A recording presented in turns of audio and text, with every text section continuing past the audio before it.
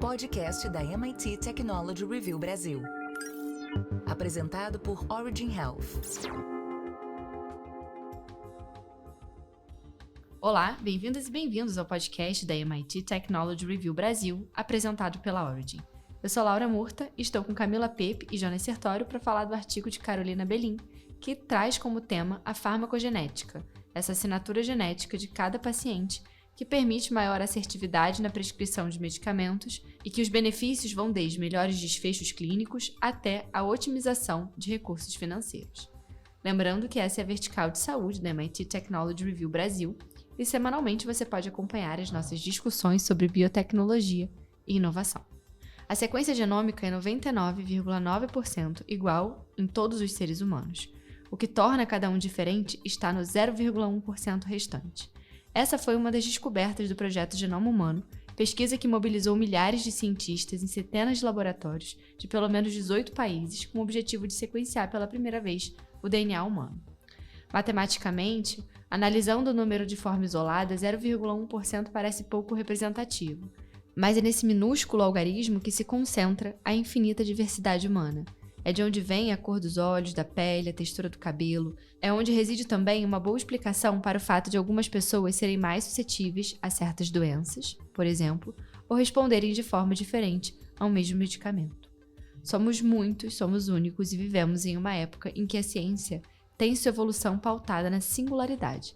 Os avanços trazidos pelo sequenciamento genético estão intimamente ligados a um novo momento na chamada medicina de precisão. O artigo explica que a atual medicina de precisão se apoia em 4 pilares: a predição genética, que é mapear a genética para predizer riscos de desenvolvimento de doenças, prevenção e rastreio, participação do paciente, com monitoramento à distância mediado por dispositivos tecnológicos e personalização do tratamento.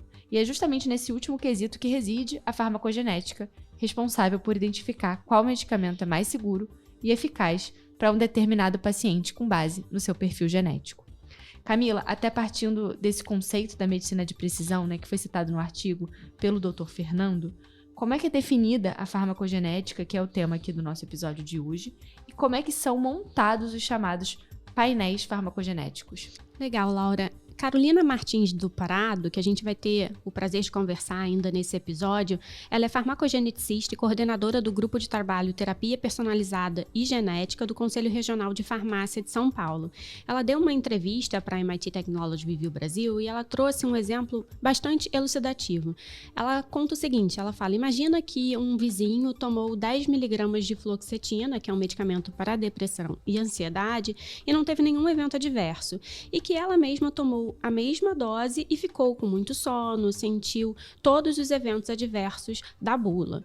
E por que isso acontece? Então, ela conta que a farmacogenética ela vai usar as ferramentas de biologia molecular para tentar detectar as diferenças entre as pessoas, porque elas respondem de maneira diferente ao mesmo medicamento. Cada painel farmacogenético ele é montado avaliando genes específicos para os quais se quer direcionar o tratamento, já que se tem o conhecimento de que determinados medicamentos passam por vias metabólicas distintas ou por enzimas ou receptores diferentes.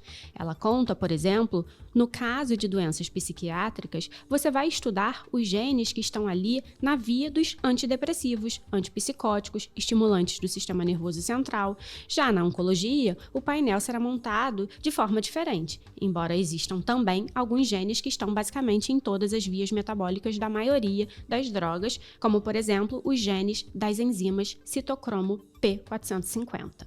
Jonas, qual é o perfil de utilização desse tipo de teste, o painel farmacogenético no mundo e no Brasil? Aqui no nosso país a gente já tem programas, até pilotos, que avaliem como implementar o painel? Bom, Laura, a Carolina acredita que o teste genético ainda é subutilizado no Brasil, posto que países como Espanha e Reino Unido já vêm fazendo experiências bem-sucedidas no sistema público. Para ela, a tecnologia deveria estar para o paciente nem que fosse um painel genético básico, tal como o teste do pezinho, que se faz nos bebês assim que eles nascem e que permite identificar doenças graves. O oncologista Fernando Moura explica que, no Einstein, há um modelo em desenvolvimento para que os médicos tenham acesso às informações de seus pacientes sobre os genes que metabolizam medicações. Idealmente, teríamos que ter essa informação sobre a assinatura genética de cada paciente para genes que processam medicamentos, à disposição de todos os médicos. Esse é um projeto que o Einstein está desenvolvendo para deixar no prontuário eletrônico a assinatura genética da farmacogenômica. Assim, quando o médico for prescrever um ansiolítico e não perceber, por exemplo, que para aquele paciente a medicação vai ter uma toxicidade além da esperada, ele seja advertido na tela do computador, explica o gerente do programa de medicina de precisão do hospital. Moura conta que para fazer a assinatura genética de cada pessoa, o hospital disponibiliza um teste que avalia o gene CYP2D6, entre outros genes. Esse gene, segundo o médico, é responsável por metabolizar cerca de 20 a 25% dos medicamentos. A partir dessa análise, o indivíduo pode ser categorizado como uma pessoa que metaboliza medicamentos de forma rápida, normal ou lenta. Por um lado, temos os chamados ultra-rápidos, que metabolizam a medicação muito rapidamente, e ao tomar a dose recomendada, pode não ter o efeito terapêutico esperado. Por outro lado, os indivíduos lentos são o oposto. Tomam a medicação em sua dose recomendada e podem apresentar toxicidades, uma vez que a medicação não é metabolizada como esperado. Dessa maneira, o painel traz informações importantes e gera mais segurança do ponto de vista da administração medicamentosa. O artigo fala também sobre a referência nacional em testes farmacogenéticos para a saúde mental, que é a startup Genentech, que surgiu da necessidade que o psiquiatra Dr. Guido tinha de ajustar o tratamento dos seus pacientes. Então, após ter tido contato com a tecnologia nos Estados Unidos em 2011, ele resolveu trazer a solução para o nosso país. Nos 2 primeiros anos, a empresa funcionava com parceiros norte-americanos, até que vieram os investimentos para desenvolver a própria inovação, permitindo que ela se tornasse uma health tech com DNA brasileiro. A primeira versão do painel para o sistema nervoso central foi lançada em 2017, e hoje a startup já está na 5ª versão do teste de fabricação 100% nacional, além de oferecer painéis genéticos para outras especialidades, como cardiologia e oncologia. Então, Camila, com os resultados e toda essa experiência obtida, quais as principais mudanças observadas nos cuidados dos pacientes? Então, Laura, o Dr. Guido, ele conta que até pouco tempo atrás, para se decidir quais medicamentos prescrever para um paciente, ou se precisaria ajustar uma dose ou fazer uma associação de drogas, o método era de tentativa e erro, e que esse método acaba tendo uma chance de erro muito alta. Ele conta que aproximadamente 50% daqueles que escolhem medicamentos por tentativa e erro tendem a ter falhas ou efeitos adversos. Cada tentativa pode demorar semanas ou até meses, e em um quadro como de depressão, a cada tentativa que falha, a doença pode se agravar. Então, ele reforça que é muito importante usar todas as ferramentas cientificamente validadas que diminuam a margem de erro dos médicos. Uma das primeiras pesquisas robustas sobre o impacto da farmacogenômica nos resultados clínicos foi divulgada em 2019 pela Universidade de Michigan e trouxe dados relevantes sobre a melhora significativa em taxas de resposta e remissão para pacientes com depressão. O estudo duplo-cego randomizado com 1.167 participantes demonstrou que nas 8 primeiras semanas a melhora dos sintomas foi de 33%, de resposta 28% e de remissão 21%. Diversos outros estudos se seguiram depois disso, trazendo estatísticas que comprovam a melhor assertividade na escolha de um tratamento considerando o perfil genético do paciente. Dr. Guido também relata que, após a realização de teste farmacogenético pelos seus pacientes, observou a melhora mais rápida, diminuição no número de troca de medicamento e de ocorrências de eventos colaterais. Ele conta que o teste passou a ser muito importante para encurtar o tempo para o melhor desfecho clínico. Mas não é só isso, também gera economia para o paciente e para o sistema de saúde. Outra iniciativa importante quando a gente fala de genômica no nosso país é o projeto DNA Brasil, hoje parte do Programa Nacional de Genômica e Saúde de Precisão, do Ministério da Saúde, que já finalizou o sequenciamento de 4.000 genomas, além da startup Agente, que nasce com uma meta de criar o maior banco genético da América Latina. Quem está à frente dos 2 projetos é a pesquisadora e chefe do Laboratório Nacional de Células-Tronco Embrionárias da Universidade de São Paulo, a doutora Lígia da Veiga Pereira, que já foi até uma vez entrevistada aqui no nosso podcast. E aí, Jonas, qual é a repercussão que esse aumento da representatividade de genomas de ancestralidade não europeia, aí a partir do sequenciamento do DNA de milhares de brasileiros, pode ter na farmacogenética? Bom, Laura, de acordo com a professora, no curto prazo, esses resultados terão um enorme impacto para ajudar a interpretação de testes genéticos, porque teremos uma lista de variantes comuns, a frequência dessas variantes na nossa população. Isso é fundamental para quando uma pessoa vai fazer um teste genético, para o geneticista saber interpretar as variações que ela encontra ali na sequência do gene. De acordo com Lígia, se somente o genoma e a biologia de pessoas brancas é conhecida, ferramentas que funcionam melhor em populações brancas serão desenvolvidas. Com 200 mil brasileiros, teremos uma amostra bem significativa da nossa população e poderemos utilizar os dados para manejar melhor a saúde dos indivíduos. Aí entra a farmacogenômica, os diagnósticos do câncer. Essas são informações muito valiosas para fazer inovação na indústria farmacêutica e de biotecnologia. São dados que podem levar à identificação de novos alvos para o desenvolvimento de novos medicamentos. E agora falamos sobre transformação digital na saúde no nosso momento oferecido pela InterSystems. Momento Transformação Digital na Saúde, apresentado por InterSystems. Olá, pessoal. Essa semana temos conosco novamente para falar de interoperabilidade Arnaldo Passafini. Ele é médico, diretor superintendente da FESP, Federação das Unimeds do Estado de São Paulo, e diretor executivo da Interol. E também Tereza Saqueta, médica, diretora de saúde da InterSystems. E uma vez iniciado o projeto, quais foram os primeiros ganhos, né? Quais foram os ganhos do ponto de vista aí do paciente, de redução de custo, melhoria de processo? Conta um pouquinho de resultados que vocês começaram a ter uma vez que o projeto começou a andar e você começou a ver os primeiros ganhos desse projeto. Benefícios.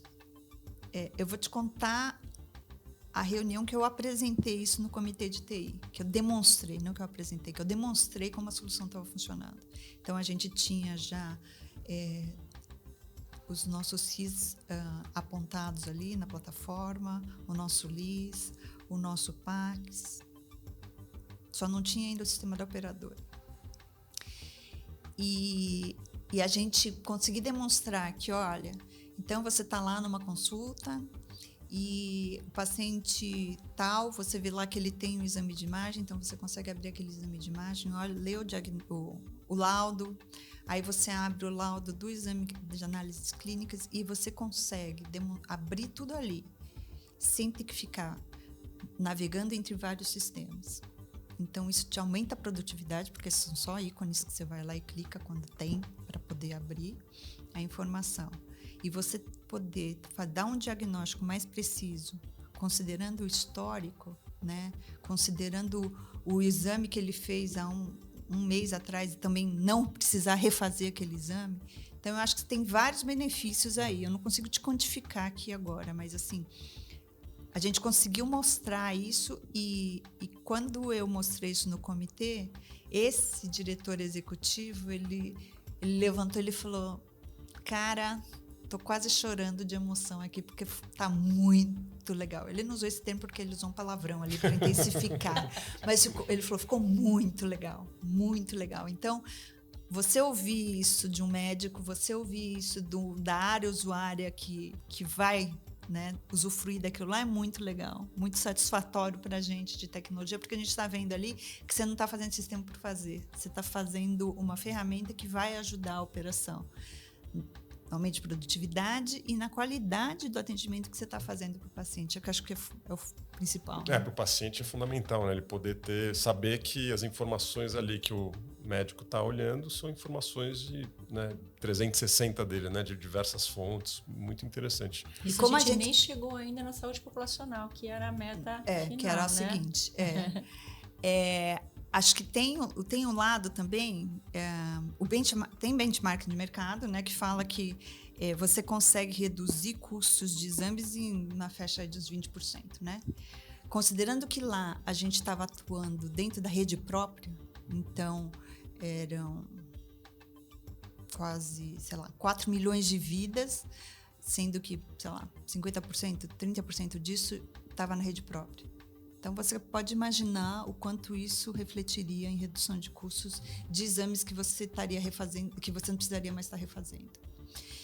E tem um outro ponto, que aí é o que começa a ter o legal da coisa, né? Também, claro.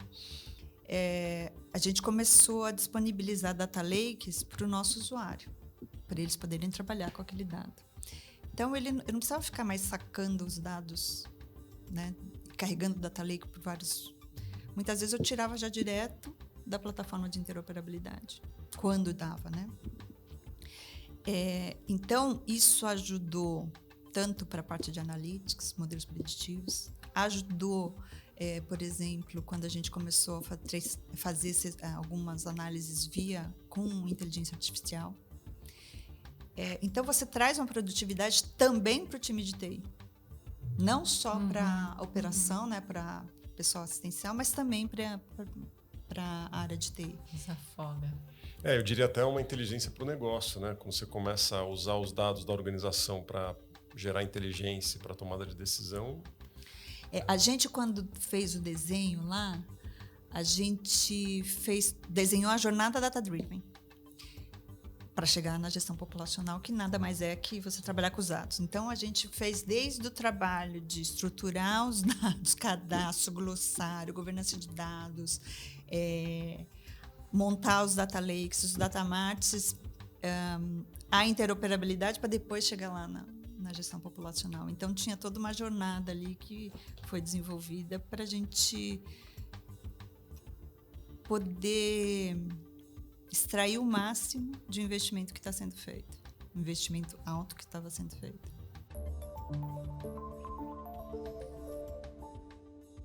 Semana que vem a gente continua essa conversa e esse foi o nosso Momento Transformação Digital na Saúde, oferecido pela InterSystems.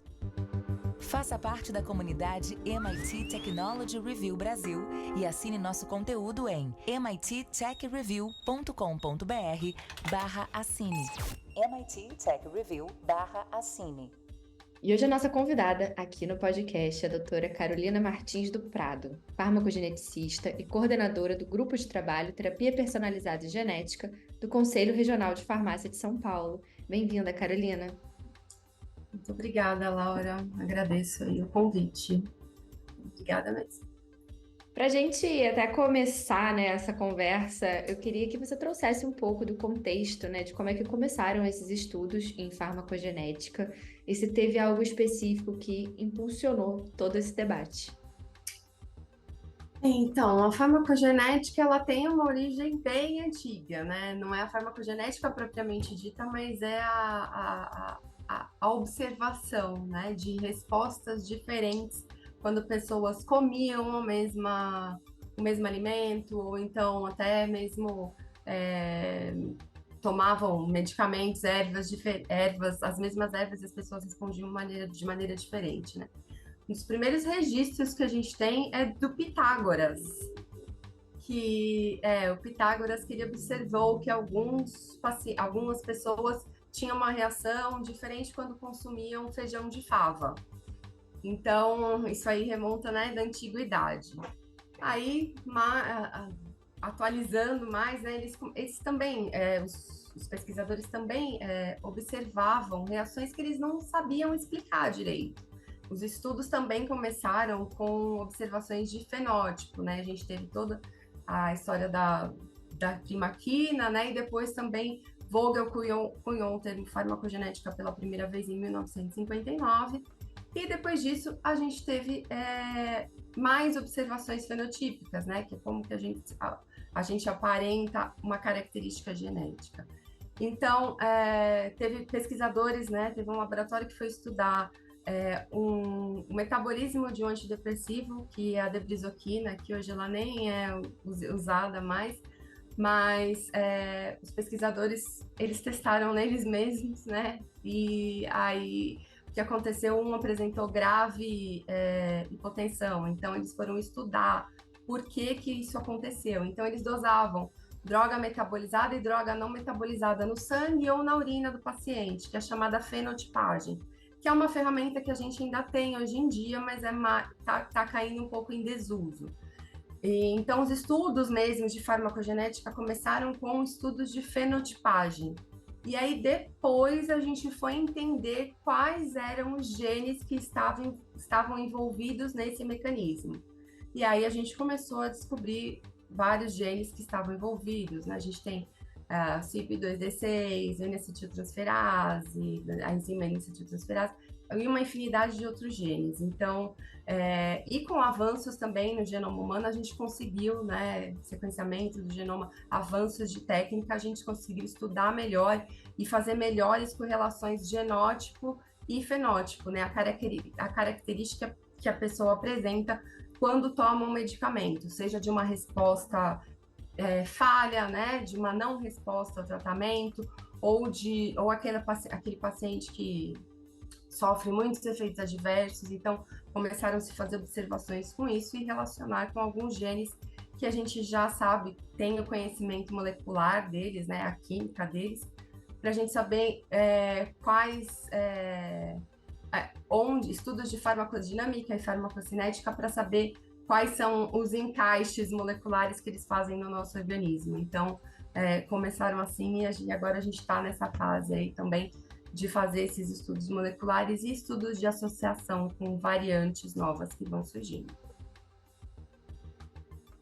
Perfeito, Carolina. Agora, até para a gente dar sequência, né, nesse racional, a gente já tinha aqui no início do episódio contado um pouco sobre a questão dos dados, né, de que quando a gente olha para a sequência genômica, a gente vê que 99,9% dessa sequência ela é igual em todos os seres humanos, e o que torna, né, cada um diferente está nesse 0,1%.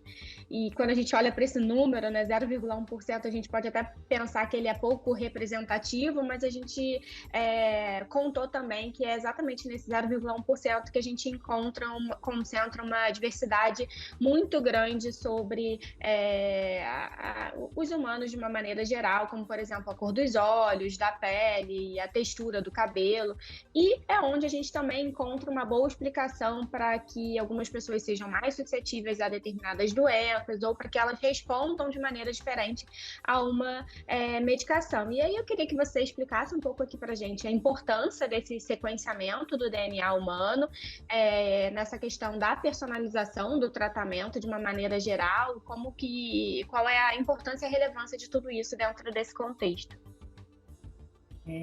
Bom, então, a gente conheceu o nosso DNA, né? Esses estudos que estão sendo feitos aí de sequenciar uma grande quantidade de pessoas, né? Isso vai contribuir muito para a gente detectar não só doenças, como também fenótipos de resposta, né? Então, eu falo que tem pessoas que elas só vão saber que elas não respondem direito a um medicamento quando elas tomam esse medicamento, né? Então, muitas vezes essas variações que acontecem nesse 0,1% do nosso DNA, eles não estão associados a nada, são variações que acontecem normalmente, né? Isso que você comentou. Cor dos olhos, cabelo, alto, baixo, né? Enfim, as nossas características. Então, uma pessoa que não precisa tomar, de repente, um antidepressivo durante a vida, ele nunca saberia que ele teria uma alteração naquela enzima e ele continuaria vivendo com aquilo, né? Então, a gente conhecer o genótipo dessas pessoas, né? A sequência de DNA dessas pessoas, a gente vai conseguir fazer associações melhores com fenótipos de resposta. Então, por exemplo, esse paciente aqui não respondeu muito bem, ele está tomando uma droga, né? Então, ele não respondeu muito bem a esse medicamento. Vamos olhar o DNA dele, vamos olhar a sequência dele para ver o que é que está acontecendo lá, se realmente ele tem alguma alteração que vai prejudicar aí o caminho que o medicamento faz no organismo, tá? Mas é sempre bom lembrar que a resposta ao medicamento, ela depende de diversos fatores, tá?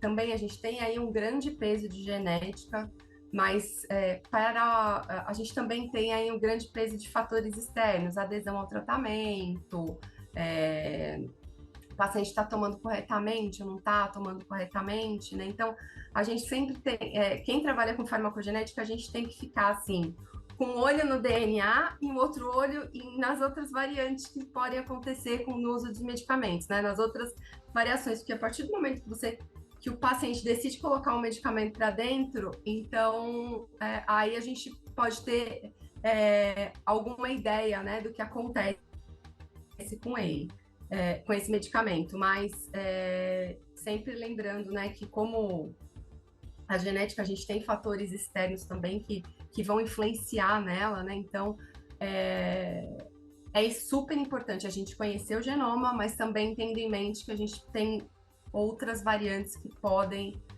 levar aí a uma falta de resposta a um medicamento. Então, a gente tem sempre que fazer essa comparação, esse estudo do paciente. Aí sim a gente vai conseguir caminhar para uma medicina personalizada. Agora, a gente falou até aqui na verdade, no nosso artigo, né, na sua entrevista pro artigo, sobre a questão desse teste genético ainda ser subutilizado no Brasil, e aí você trouxe até experiências que foram bem sucedidas, enfim, tanto aqui, né, e em outros países. Agora, eu queria que você contasse um pouco mais para os nossos ouvintes, né, como é que tem sido essa experiência em outros países, como é que foram esses resultados positivos dessa aplicação, ou seja, as consequências e como isso também mudou a prática de alguma forma, e qual seria o modelo ideal de uso aqui no nosso país? Bom, essa pergunta aí a gente pode dividir em setores, em medicamentos diferentes, em doenças diferentes, né? Nós temos para alguns medicamentos usados para determinadas doenças que a gente já sabe que tem uma enzima, que tem algum gene, né, que está associado tanto na farmacodinâmica quanto na farmacocinética desse medicamento. Então, a gente consegue já saber, por exemplo, um paciente que precisa fazer tratamento com clopidogrel, que é um antiagregante plaquetário. Se ele tiver alguma alteração no DNA, né, que codifica no gene CYP2C19, ele provavelmente vai ter algum efeito adverso, né? Então, na Europa estão sendo feitas pesquisas e até mesmo estão implantando farmacogenética em alguns hospitais já, para fazer essa genotipagem antes de começar um tratamento. Então, são para essas coisas mais consagradas, né? Para esses medicamentos que a gente já sabe, já tem certeza da via metabólica deles, né? Então, a gente tem o exemplo do abacavir, que existe a hipersensibilidade ao abacavir. Tem que genotipar para os HLAs. Então, a gente precisa... feita, inclusive no Brasil, é recomendado fazer essa genotipagem. Então, em algumas agências europeias, FDA recomenda-se fortemente, né? O paciente precisa fazer essa genotipagem para poder tomar o medicamento, porque a gente sabe que se a gente não fizer isso, o paciente pode sofrer efeitos adversos bem complicados, né? Tem o caso da DPYD, por exemplo, que é uma enzima que metaboliza um medicamento contra câncer, né? As fluoropirimidinas. Então, pacientes que têm determinadas alterações nessa enzima podem ter efeitos adversos que podem levar à morte. Então, a gente já sabe disso, então é interessante fazer essa genotipagem antes. E Europa, Estados Unidos estão aí avançados, né? Eles já têm alguns protocolos que isso funciona muito bem e eles conseguem manejar o paciente de outra maneira, né? Então, a gente não pode dar esse medicamento para ele, então vamos dar outro medicamento. A gente já sabe que não vai funcionar, que esse paciente ele não vai ter uma melhora do quadro dele ou que ele vai ter uma piora, vai acabar gerando mais despesa, né? Porque o paciente internado com efeitos adversos ou até, né, num caso extremo, a morte de um paciente, os prejuízos que isso causa, né? Então, não só financeiros, obviamente, mas tem toda aí questões, né, psicológicas também que podem acontecer. Então, você genotipando, a gente consegue diminuir essas consequências. Então, é importante a gente já conhecer aí o genótipo de determinados medicamentos, de determinadas vias metabólicas, para a gente poder prevenir isso. Legal, Carolina. E agora, né, quando a gente fala da farmacogenética, a gente sabe que é super importante que a gente aumente a representatividade, né, de genomas de ancestralidades não europeias. E aí, aqui, seria muito bom que a gente pudesse aumentar esse sequenciamento utilizando aí milhares de DNAs de brasileiros. E eu queria que você explicasse pra gente qual é a real importância da gente ter essa representatividade mais abrangente para que a farmacogenética possa trabalhar da melhor maneira possível. Olha, isso é super importante, tá? A gente tem uma representatividade aí de todos os povos da Terra, porque não só de brasileiros, né, mas também de outras etnias, porque às vezes a gente tem alguma alteração no DNA que vai codificar uma proteína, uma enzima, que ela não vai funcionar direito, mas essa alteração, ela pode ser rara em algumas populações e ser mais comuns em outras populações. Então, por exemplo, os testes farmacogenéticos de hoje, eles são baseados em populações europeias e americanas, né? Basicamente europeias. Então, o que acontece? A gente pode não estar vendo alguma alteração que é comum em outros povos. Então, a gente acaba perdendo um pouco essa sensibilidade do teste de ver essas alterações, né? Quando a gente monta um teste, a gente procura abarcar o maior número possível de variantes daquele gene que a gente sabe que existe, né? Que o pesquisador descobre uma variante, isso passa por um comitê e é depositado em bancos de dados, mas a gente precisa,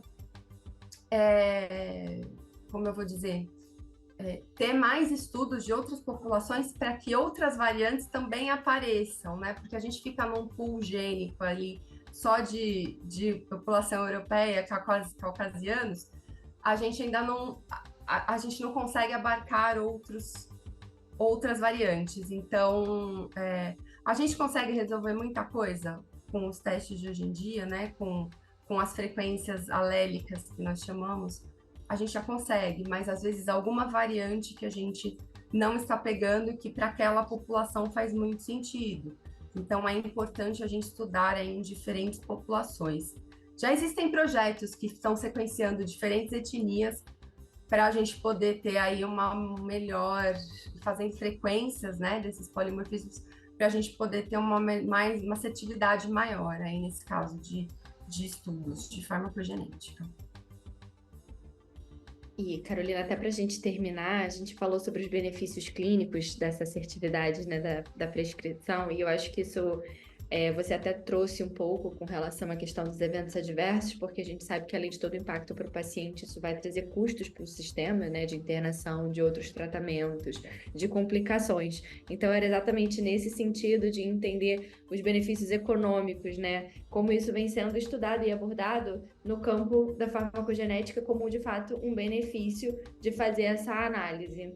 Sim, a gente tem estudos que mostram que fazer uma análise farmacogenética você vai economizar tempo e dinheiro, vamos dizer assim, você vai evitar gastos desnecessários com medicamentos que não vão funcionar em você e até mesmo com medicamentos que podem gerar efeitos adversos sérios, levando à hospitalização e uma série de questões. Então, você fazer o teste quando você está no início de um tratamento, né? Sempre uma coisa que eu gosto de deixar bem clara, né? Que a farmacogenética, a gente ainda não tem a farmacogenética de todos os medicamentos, tá? Disponíveis aí. Então, a gente tem para determinados medicamentos, por isso que faltam ainda alguns estudos. Para esses medicamentos que a gente já tem uma base genética sólida de como eles atuam no organismo, é muito interessante a gente fazer a genotipagem porque vai economizar aí tanto dinheiro quanto desgaste emocional, né? Na psiquiatria, por exemplo, a gente tem pacientes que tentam diversos antidepressivos, a maioria dos pacientes não respondem ao primeiro tratamento utilizado, então você fazendo essa genotipagem prévia, a gente já consegue dar um direcionamento para o médico, né? A gente consegue direcionar, olha, por esse caminho aqui não seria tão adequado, vamos por outro caminho. E a gente acaba tendo respostas muito boas dos pacientes. Então, e estudos mesmo já falam sobre isso, dos benefícios, né, de você ter uma farmacogenética implantada em um hospital ou em um ambulatório, para você genotipar o paciente e depois faz uma consulta, você já coloca em sistemas os genótipos dos pacientes, e o sistema já fala qual droga não pode dar, qual medicamento não pode dar, qual pode dar. Então,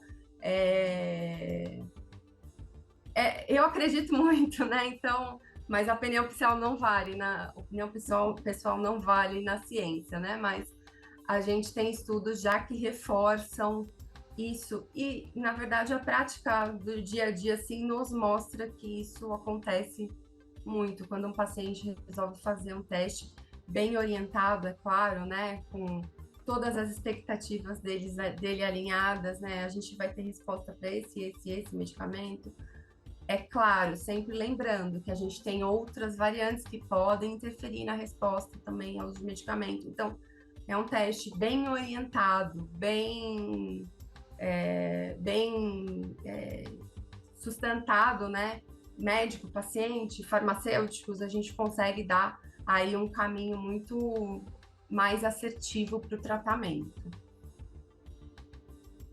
Carolina, obrigada, né, por trazer esse mundo que está ali no 0,1% restante do que a gente falou, e o quanto ele é importante, nos ajuda não só no direcionamento da resposta do tratamento, né, e também de evitar essa utilização de recursos adicional, mas claro, para o paciente, né, para que ele não tenha um evento adverso ou responda melhor. Lembrando que, como você falou, isso é só uma parte, a gente tem todas as questões relacionadas à adesão e outras características, mas obrigada por trazer aí esse mundo em 0,1%. Obrigada. Imagina, eu agradeço. É sempre um prazer falar de farmacogenética para mim. Então, eu agradeço muito o convite.